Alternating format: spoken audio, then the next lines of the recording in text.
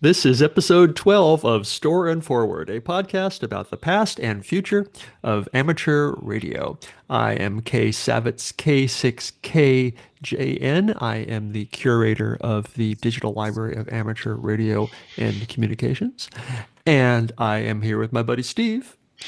I am Steve Stroh, N8GNJ, and I am the editor of the Zero Retries newsletter. Our address for this podcast as is at www.storeandforwardradio.org, and we will have show notes for this and every episode there if you want to easy click a little link and see the fun things that we're talking about. Happy April. Thank you, and happy April to you. Your pixel seems Pixel's excited. yeah, I was gonna. The tail is making an appearance. She's a real podcast helper, I can tell you that. Yeah, so here we are. It's been about 6 weeks since our last episode. I think it's been a very busy time for both of us. Right. And what you got going on? Well, I was Okay, I'm hoping telling to. you my big news. I can't wait. Yeah. Please. I was trying to be polite, but uh, Nope. so I've been doing the Digital Library of Amateur Radio and Communications for about 2.5 years. As you know, it's because of a grant, a generous grant from ARDC, the Amateur Radio Digital Communications group, and they gave Internet Archive a big ole chunk of money to create this library, and it's been 2.5 years, and we have created the library, and we spent the money. Money is gone. So we scanned, more than 1 million pages last year, and more than that the year before, and we've gotten all sorts of material online, and it's been a rousing success. So I went to the ARDC a couple of months ago, and I was like, "How about more money to keep doing it for another 2 years?" And as part of their next grant cycle, and they thought about it for a while, and the group told me just yesterday, "Okay, sure." So the Internet Archive has been given another generous grant from ARDC, and I get to keep building the Digital Library of Amateur Radio and Communications for another 2 years, starting now.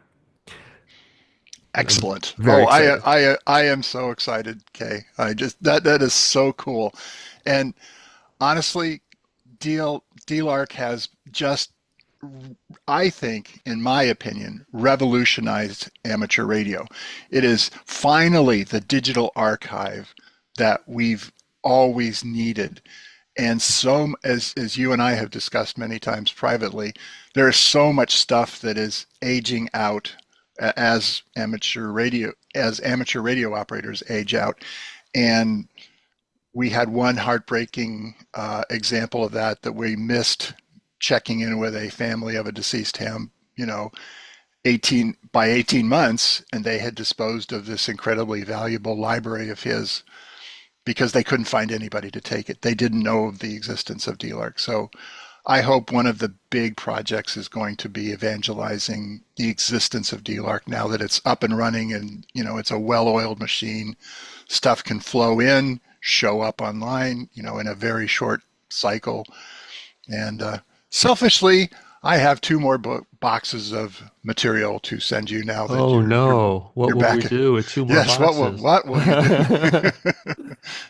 I was at the big amateur radio flea market, Hamfest, here in the Seattle metropolitan area in Puyallup, Washington, and I found this box of magazines they were mostly monitoring and scanning.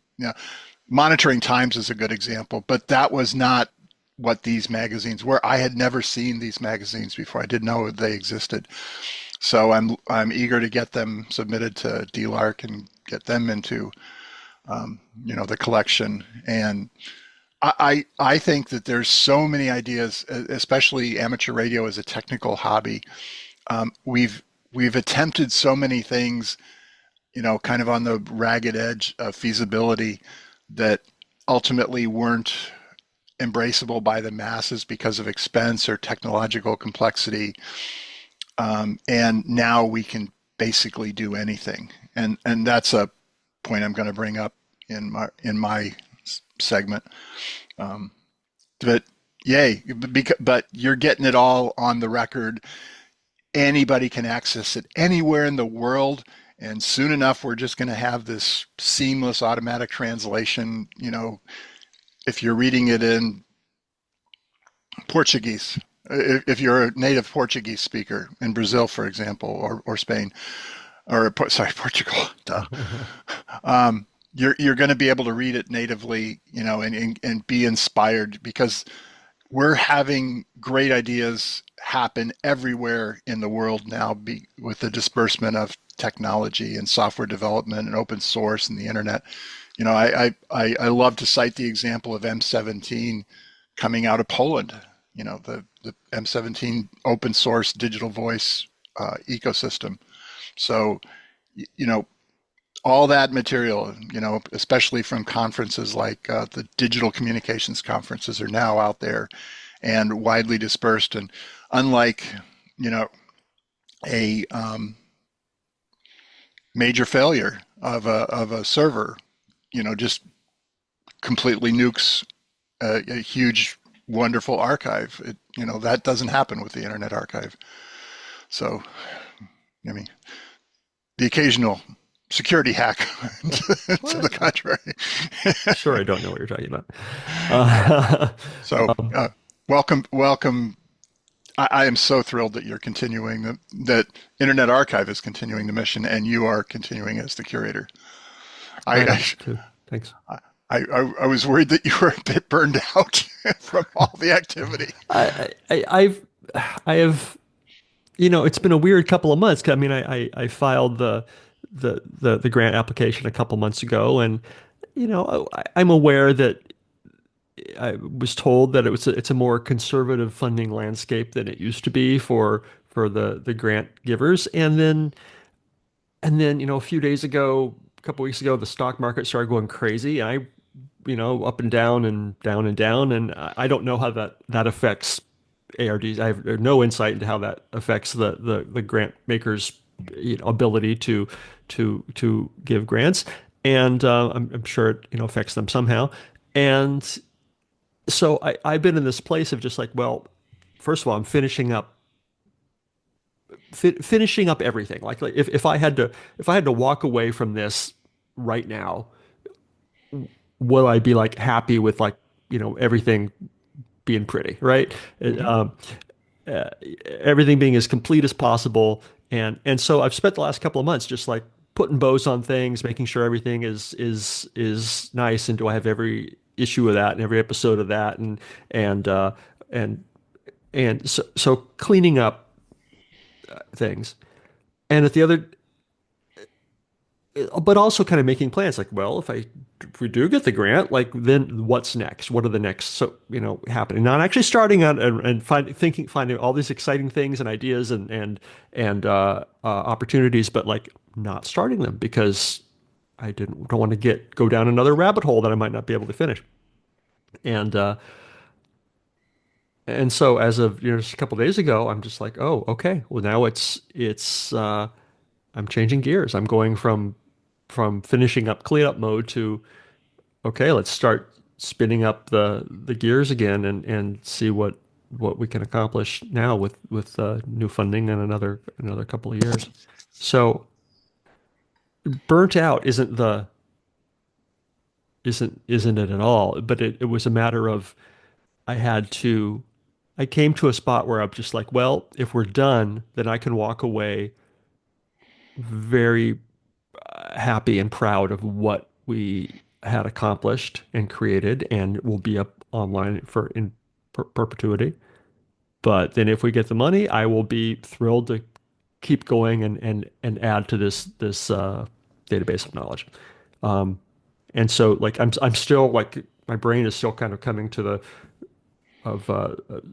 the mode of, well, okay, well, I guess I'm not done, and we're switching gears, and let's keep going. So I've got emails that have piled up that I've been sort of putting on the back burner, and now it's time to start answering them and start uploading things again.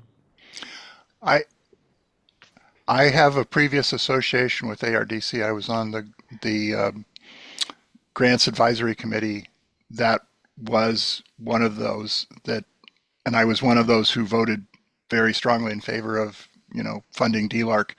But that was several years ago now, and what follows is my very personal opinion, not representing ARDC in any way.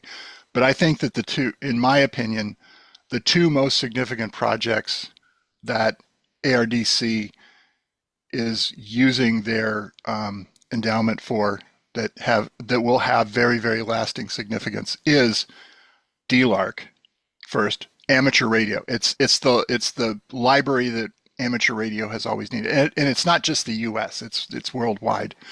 And second, the 44net system. I mean, Class A routable Class A address space, IPv4 address space is an incredibly precious commodity, and amateur radio has, free access to that through ARDC. Those two projects are, really fundamental to amateur radio success in the 21st century. So kudos to being, part of that. So, okay, I guess our listeners are probably moving on. So you as you said, you weren't exactly idle. It looks like there's a few other projects you want to talk Yeah, about. I'll talk about some of the things I've added in the last little while as I've been cleaning up things. Um, I hardly ever talk about the call books section of the library. It's not, it's a archive of scanned amateur radio call books, and it's not exciting, but it is among always the most popular sections of people looking up things in call books. And it's like the reference section at the library. It's not sexy, but it's useful, Mm-hmm. and the pages are well worn. So I added another 32 call books to the call book section. So we're up to like nearly 150 now. And we've got call books. We added the Consolidated Radio Call Book from 1922 and the official fourth annual official wireless blue book from 1914 and one from 1926, and a bunch of more modern things from New Zealand Association of Radio Transmitters, covering much more modern, and some books covering North America going up to through 1996. So these are great references for finding what call signs used to be and what addresses were and names and everything. And so basically we've got them from going back to the 1900s through all of the 1900s basically. So just added in. So that's kind of neat. And then as I'm going through my stuff and cleaning up, I found some floppy disks that I have been I needed to deal with, some 5 1/4 floppy disks, and I found some software. We got the WA7MBL MailBox version 2.04, which is a packet radio software. It's a DOS work-alike of the WORLI MailBox, which was for CPM, but then W7MBL made this version for DOS. And so I found that, we recovered that, and that's available online. And then also PBBS, Packet Bulletin Board System, published by the Wake Digital Communications Group in 1985.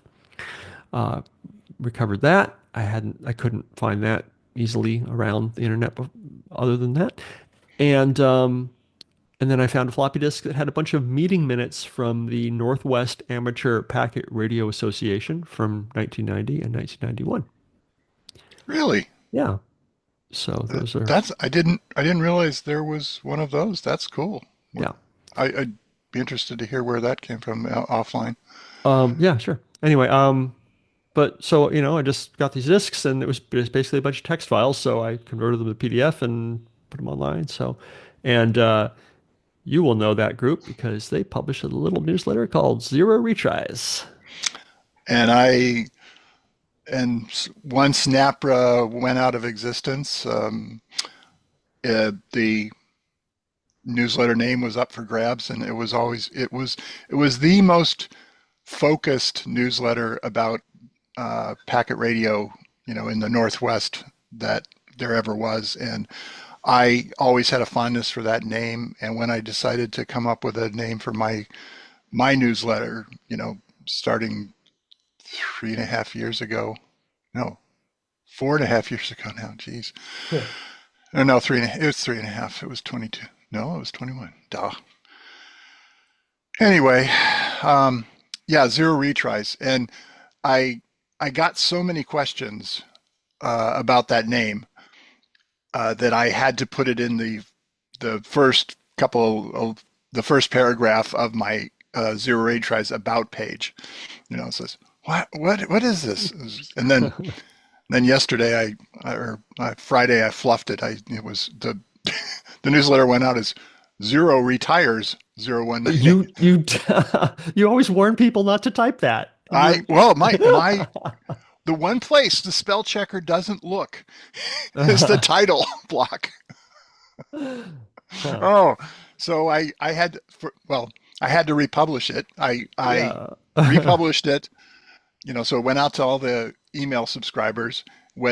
Then it was online. Then I deleted the old one.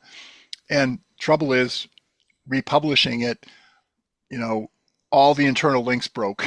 So I Mm. had to go back and fix those.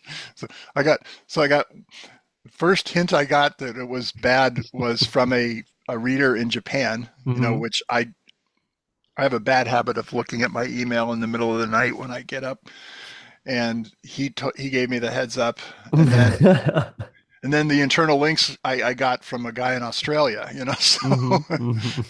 oh, Yikes. oh well. Yeah. Well, happens to the best of us.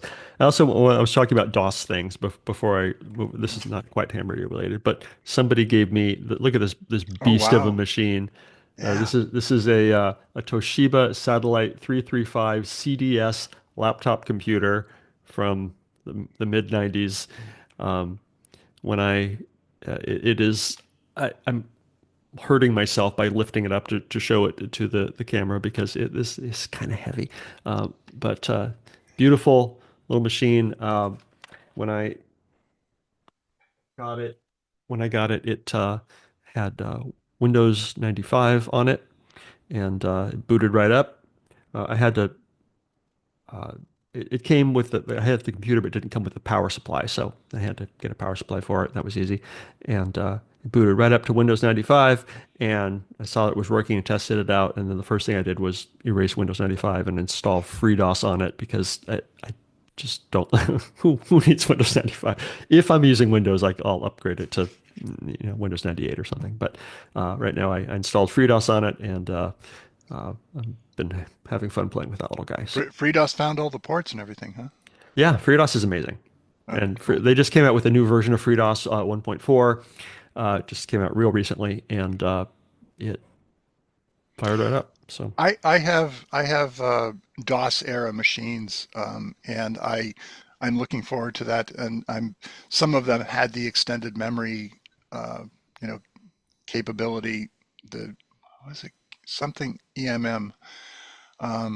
yeah. Looking forward to seeing, because back my I won't lapse into nostalgia too much, but back in the day, I had one machine that was in a common area and we had the very expensive uh, AutoCAD um, so this machine had simultaneously a scanner, uh, AutoCAD, a IBM mainframe emulation board, etc. I got it working. I used every available interrupt and I used every available DMA channel, and it was a menu system. You just had to boot it up from power, select one, and it it rebooted and reconfigured everything, and it worked. I was so proud of that, and I was so happy when USB came along, and we just didn't have to deal with any of that crap. My God. Yeah, this So thing has one USB port, but I think it was it's still pretty novel at the time. It's just like USB 1.1, but mostly it's got a serial and a parallel port, as a good old computer well, should. hey, So, you're good to go for packet then. right, yeah, yeah. So And I just realized now while talking to you that I mean, I hadn't tested it before, but the batteries don't work anymore because I unplugged it in order to show you, and it just went.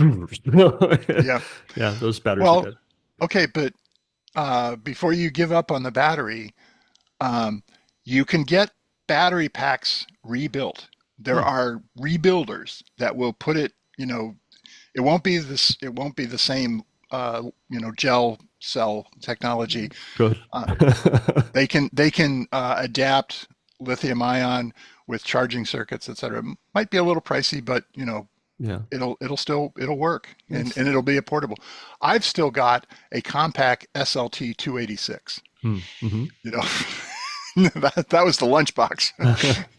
So anyway, enough So enough I'm nostalgia. thinking I get new batteries for this, and I hook it up to the what's it called, the Z Bit X Oh yeah, that's yeah, coming. I'll be the coolest guy at Parks on the Air with yes, exactly.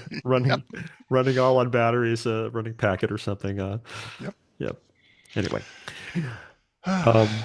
Very cool. So yeah. So that's what have you been up to?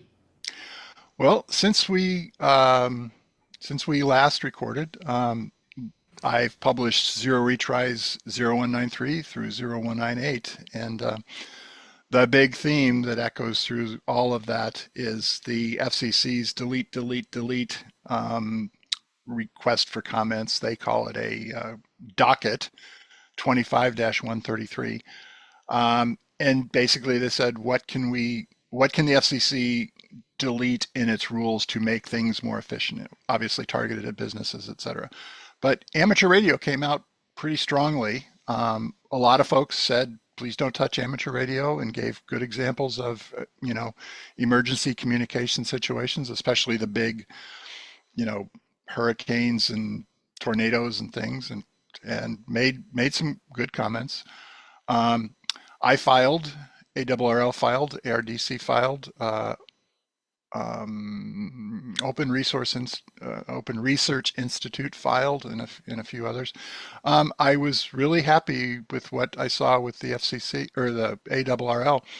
They weighed in pretty heavily on really modernizing amateur radio, I and saw that. It seemed like the FCC wants to remove regulations, and I felt like the ARL made all sorts of good points and things, but didn't stick to removing regulations. So they were just like, oh, you should, add this and change this, and according to what the government wants to do, they just want to say no. They want to strike out things. They want to line out things, and I felt like maybe what the ARL did wasn't sticking to that desire of delete, delete, delete. yeah. Well, they have, just like every organization, they have talking points Sure. that they want to keep hammering home.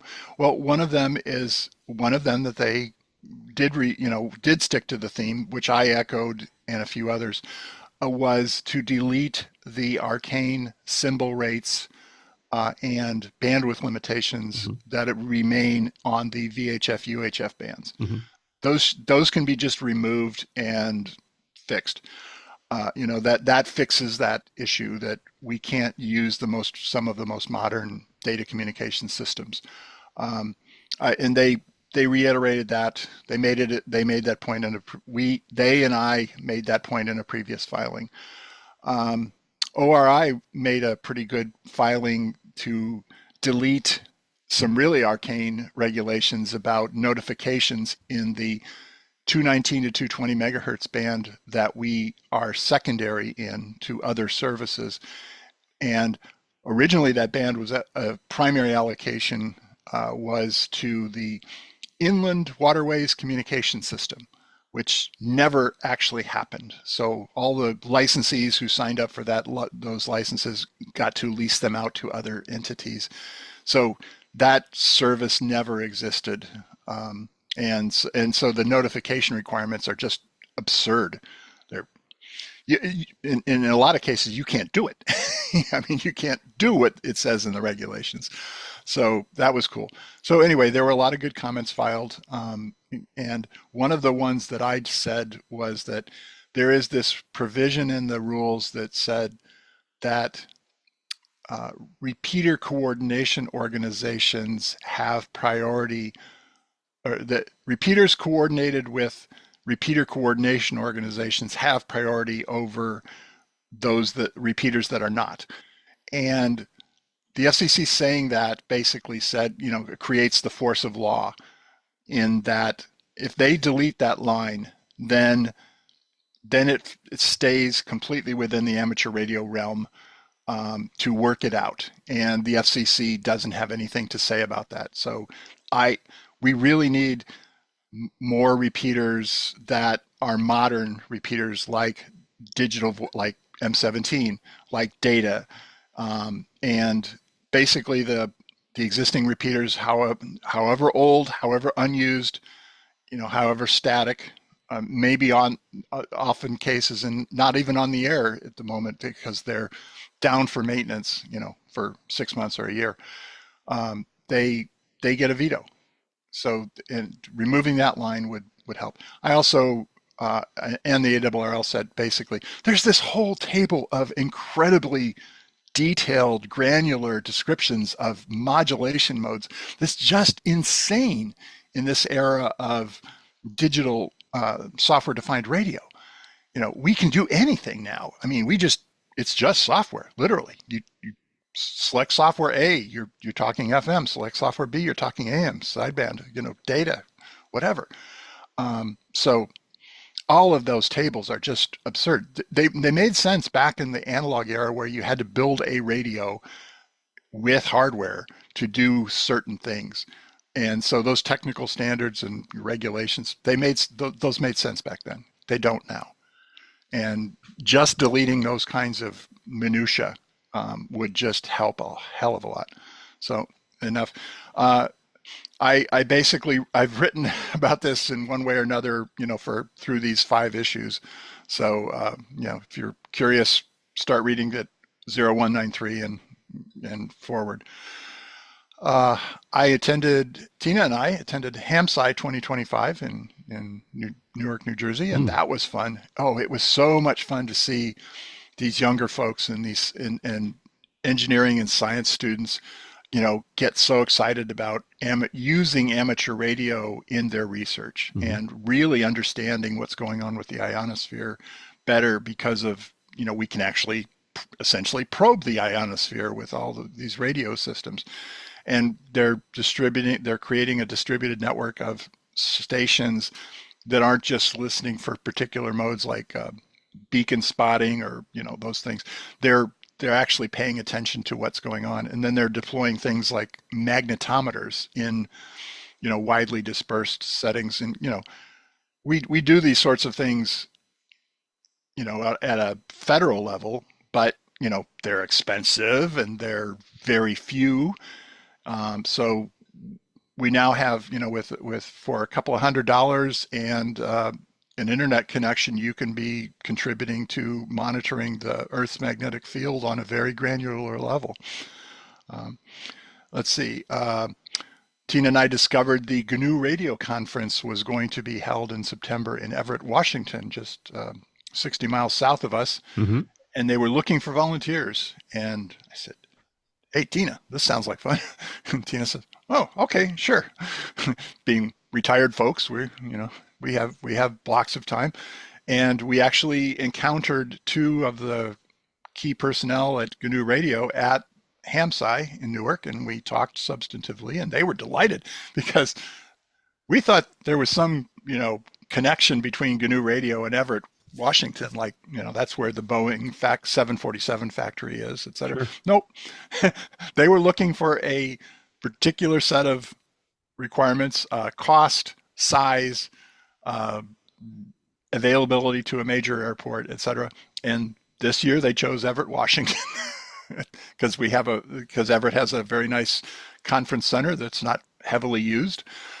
So it was available for the entire week and at a reasonable cost. So Tina and I are now volunteers with GNU Radio, Nice. um, and at least for this conference and maybe longer.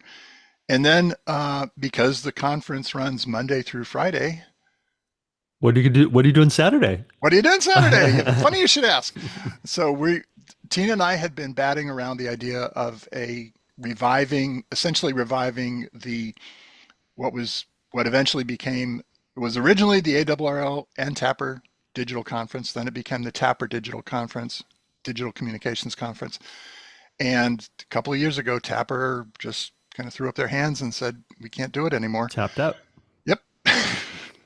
um, so Tina and I were both very big fans of the DCC. I mean, and Tina is not that technical, but she saw the value of the DCC, and we actually hosted the two best attended DCCs here in the Seattle area. First one was in '96, and I forget what the other one was. And selfishly, the DCC is what got me launched into this whole career of being a technology writer about wireless, because I've told that story in various places, but I encountered my friend and mentor, Dwayne Hendricks, WA7MBL now a silent keyboard, and he turned my life around. He's one of those, major forks in your life where you look back and say, oh, that's where that came from. So long story short, the Zero Retries Digital Conference will be held on the Saturday after GNU Radio Conference in Everett, Washington. And it's going to be all day, probably into, as we were talking last night, it's probably into the evening. Mm-hmm. So a good time will be had by all, and I hope I see you there. I will be there. Excellent. It's on my calendar, and I will speak if you want me to, and it'll be great. I am looking forward to it. Yeah. So now you're going to be volunteering for GNU Radio Conference during the week, but also prepping for a very busy Saturday. That's gonna for you. Yeah, okay. It is. And so Tina is the secret weapon in this because she has a much more organizational mindset than I do. Mm. I can focus on a project. I don't multitask very well. So she's the secret sauce to this. And we are one of, it turns out that there's no professional staff in GNU Radio. We kind of, they punch above their weight, as we discover. So it's all, GNU Radio is all volunteer. And we are just two of many volunteers that will be there. But we are the boots on the ground at this particular conference. Nobody else in GNU Radio lives anywhere close, and they actually haven't laid eyes on the venue. They did it entirely remote. IP400 project that I became an accidental thing with me is going great guns. We've released version 1.0 of the software for the prototype hardware, and I was authorized very narrowly to say that IP400 is now in the pre-production phase. Okay. And there will be a major announcement in Zero Retries in Zero Retries 200. It just happened to work out that way. It's May 2nd.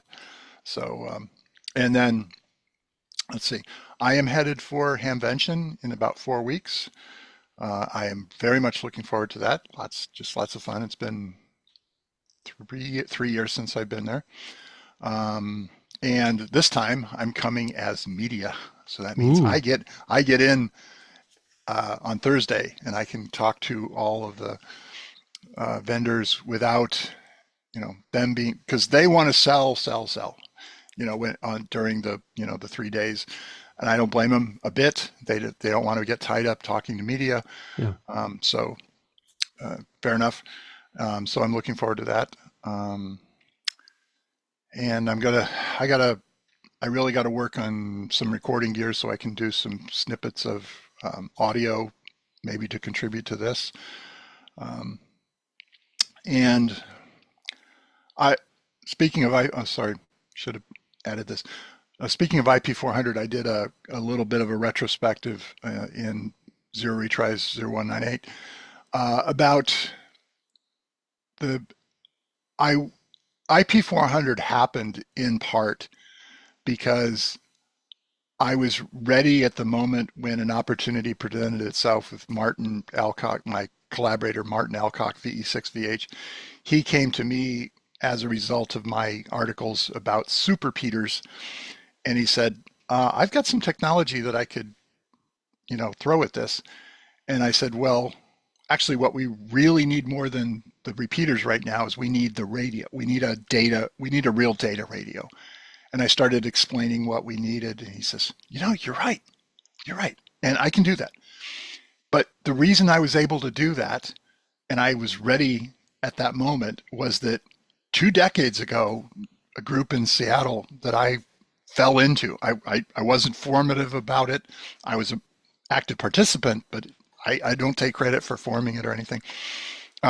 This group had sketched out the outlines of such a data radio back then, and we never were able to do it. We weren't organized enough, and it turns out that the technology, even a second time years later, a decade later, wasn't up to it, but now it is. The chipsets, the computers, the software, we've got Raspberry Pis now, Sure. cheap Raspberry Pis. So I'm curious how different the reality of today's radio is turning out to be versus the spec of whatever it was 15 or 20 years ago. How far off were you? I don't know. What was going to have, well, back then you would have had to either use a big desktop computer, or you would have had to, I mean, we had ARM processors, but you would have had to make your own, embedded ARM processor with embedded software. Now there's embedded operating systems and stuff. And Linux existed, so we could have done it. If you had enough time and enough money and enough talent, you could have done it. But it was hard for folks trying to do it as amateurs. And the radio was going to be, much like we have right now, with an FM radio kind of stripped down, no front panel, et cetera. But now, what IP400, it's really shocking to see it. IP400 is going to be a little module about yay, same form factor, at least the initial one, is going to be the same form factor as a Raspberry Pi Zero, and it will in fact be mated to a Raspberry Pi Zero as the one that will eventually be sold, assembled, and tested. So we have now these commodity computers. The radio, truly, what's the radio function on that board is a chipset. It's inside. It's a collection of chips and various components, but externally it's a module and then we put an antenna connector on it, and a few little bits and pieces on the outside to tell it, just get it started up, and that's it. That's the radio. So it's not going to be high power initially, but it's the radio. And for example, if you're going to stick it up a tower with remote power, etc., it's going to work great. And this one is coming out of and the difference is now we have radio chipsets that are designed for data. All the previous ones were designed for voice or low speed data. This one is coming out the door like 100 kilobits per second. And that's another fun story, very briefly, is that because of these arcane regulations in U.S. amateur radio, we're not going to be able to use it in the U.S. legally. Yeah. So it's being developed in Calgary, Alberta, Canada, and they have no such regulations. Sure. So I mentioned. So here you could receive test signals being sent from to Canada. But you couldn't, assuming you don't need to respond to I got that packet or something. I guess you could do that slowly, but. Well, Huh. we could write software, and this is what New Packet Radio did Yeah. to dumb it down. No. But Sure. Martin said, "I'm a little busy. I'm not going to worry about your problem here in the U.S." Yeah. So I've said that I said publicly that I'm going to try once concurrent with actual hardware shipping. I'm going to see what it takes to file either a special temporary authority request with the FCC or a Part 5 experimental license. The Mm-hmm. latter turns out to be more probably a saner way to do it. That basically waives those silly, rules that get in the way of using IP400. Or they could just delete Yeah, they could the. indeed delete. But in my opinion, if they do anything, it won't be this year. Yeah. They got bigger things to worry about. Sure. So let's see. And then I guess on my list, the moment, which I got to get to later today, is I have to finish my presentation for a presentation I'm doing on Monday titled IP400 and the Digital Future of Amateur Radio. That's for a group called the Jim Fisher Memorial Digital Network Association, based around Philadelphia. And details are in Zero Retries 0198 if anybody wants to listen in. And oh, and lastly, my poor 2018 Mac Mini, which was the very last Mac Minis that were Intel based, just got obsoleted by Apple. They said they put it on the obsolete list, so Mm-hmm. no more. Not that it's ever needed. I mean, it's been perfectly reliable. It's wonderful, etc. Even got the latest software update, but it's time. And the M4 is Yeah. so sexy. Those new little Mac Minis with the M4 are wonderful, and it's time to upgrade. And you can install Linux on your 2018, and it'll Yep. be a server or something. Yep. Yeah. So it's got a, I had been, my habit had been, if I'm going to invest, so, and it worked out great. I got the biggest SSD that I could get on this Hmm. particular one, and maxed out the RAM. I never maxed out the CPU. I never use enough of the CPU to bother. And what I'm seeing of the M4s, um, the stock one, it's just amazing. I think it comes with 16 gig of RAM, the Yeah. lowest end configuration. So yeah, I'm looking forward to it and banishing the beach ball once and for all for everything I do. So Nice. Well, yeah, and I'm sorry and congratulations, I guess. yeah. Well, no, it's time, and and Yeah. especially now with the tariff situation going, Apple admirably has not subjected their customers to up and down, with Yeah. tariff. They've kept their prices stable, and I'm gonna, reward them for that by this big purchase before any real shenanigans get started. Nice. So, well, Speaking of shenanigans, ah, Pixel's still here. Uh, iPixel. yeah, Pixel's here. All right. Is that about it? I think so. I think so too. That was good. Yeah, we caught up, and I am probably going to be saturated up all the way up through Hamvention time, and then Well, I can't so wait to hear your what happens there. Talk next time and tell me all about Hamvention. yep. So and then right after, well, within a couple of weeks of Hamvention, is CPAC Hmm. down in Seaside, Oregon, and I'm due to give a talk there. It'll be interesting. I'll be I'm one of the three panelists, or sorry, seminars that are slotted against the ARRL Hmm. talk. Hmm. So Hmm. I am counter programming to the not on my not my preference, but Right. someone else decided that I was counter programming to the ARRL. Huh. So Interesting. oh my goodness, Pixel has big beautiful eyes. Yeah. So I have one of my own. Both of my two cats now are assistant late night late night assistant editors in training, Nice. because I'll sit in my favorite chair at night and they'll decide that, hey, I'm a little cold, Dad. How about some lap time? So Nice. yeah, Beautiful. That's what they're yeah, for. yep. So This has been Store and Forward, your podcast about the past and future of amateur radio. You can find our show notes at storeandforwardradio.org. I am K Savitz, K6KJN. You should check out the Digital Library of Amateur Radio and Communications. If you check it out now, you can say that you saw it halfway through its being built, and you will go like you'll be amazed at what's there and amazed at what is added in the next couple of years. Because man, I'm gonna spend that grant money, and we're gonna add a whole bunch of cool, amazing ham radio history. So check it out at archive.org/details/DLARC. Pixel wants you to.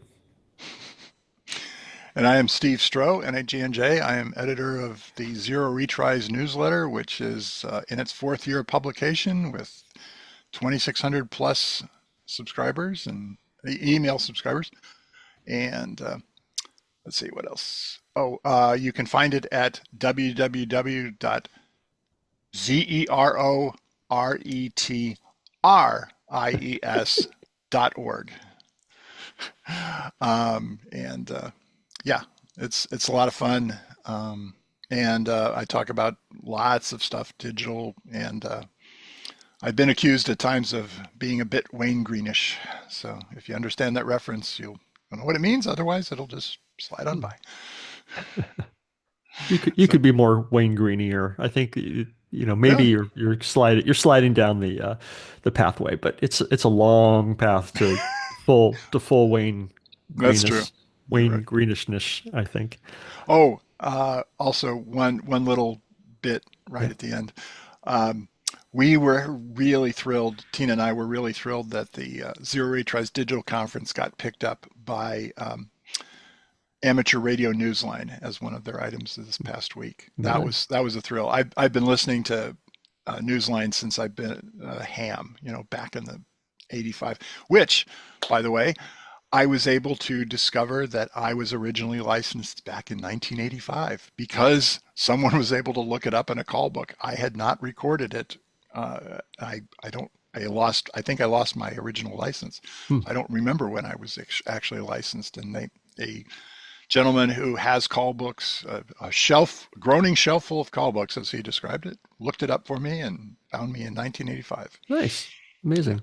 So Um, all right. And we're going to have to figure out when you do your conference, like how are you recording talks so that they can be archived in DLARC?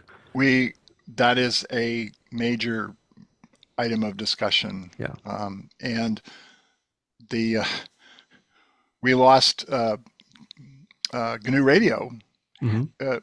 is one of that is one of the casualties of the current political climate here in the U.S. because the gentleman who used to do all of the AV, they would just rent Hmm. equipment and then he would fly in from undisclosed non-U.S. country Hmm. Hmm. and do it. And he's not coming this year. Yeah. Yeah. So Yikes. Well, we got to figure that out. yeah. Well, we can talk about what to do. I mean, at minimum, doing audio only is pretty inexpensive and better than nothing. I mean, setting up cameras and everything, but is more complicated. But for your first conference, get a couple of Zoom recorders, or one in each room. Yep. Zoom as in the the recording device, not as the app, and they'll be good enough. Of audio, so that's something. I It's astonishing how cheap the HD or the now 4K camcorders are. Hmm. And at a minimum, we're going to invest in a couple of those, one on the screen and one on the speaker, and just stuff them with hell, you can buy terabyte cards now Yeah. and just let it rip. So, and then find some kind video editor who might be willing to get it, and then we'll have a Zero Retries YouTube channel by then, so Great. etc. So, Beautiful. well, take care, okay? Take Oh, care. and I'm so buzzed that you're back in business. You know, Me too. full bore. That's great. So Well, we'll talk and full look. bore tomorrow, right? Oh yeah, God yes. Take the weekend off. So Great. All take right. care. Take care. Bye. 7-3.